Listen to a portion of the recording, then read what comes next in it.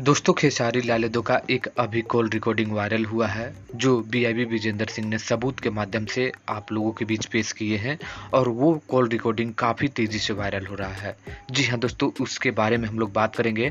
आखिर उस call recording में क्या क्या समझ में आया मुझे और क्या क्या आप लोगों को भी समझना चाहिए, इन तमाम बातें के हम आप लोगों को आज की इस वीडियो में बताने वाले हैं। तो वीडियो को आप लोग अंत तक बने रहिए।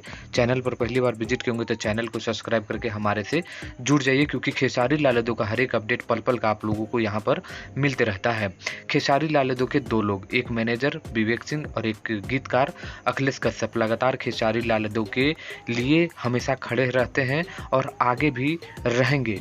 लेकिन जब पैसा का मामला आता है तो बहुत कुछ ऐसी घटनाएं घट जाती है कि लोग उस बात को समझ भी नहीं पाते हैं।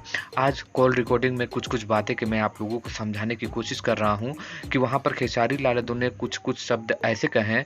पहला आप लोग ये शब्द सुन लीजिए कि खेसारी लाल यादव ने कहा कि जो पैसा है ना वो मेरे अकाउंट में आना चाहिए, किसी के भी अकाउंट में नहीं आना चाहिए, क्योंकि मैं अपने लोग से ही बर्बाद हो रहा हूँ।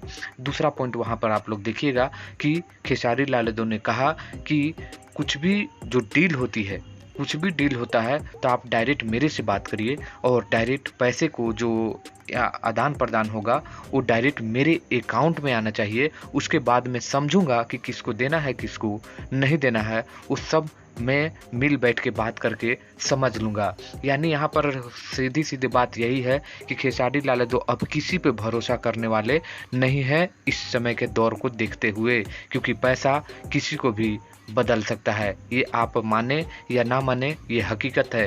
तो यही है खेसारी लाल यादव का कॉल रिकॉर्डिंग का सच्चाई जो मैं आप लोगों के आज की इस वीडियो में बताया हूँ। तो आप लोगों को जानकर कैसा लगा और खेसारी लाल यादव का कॉल रिकॉर्डिंग सुनना है तो हमारे दूसरे चैनल पर जाकर सुन लीजिए। चलिए मिलते हैं नेक्स्ट वीडियो में। धन्यवाद दोस्तों।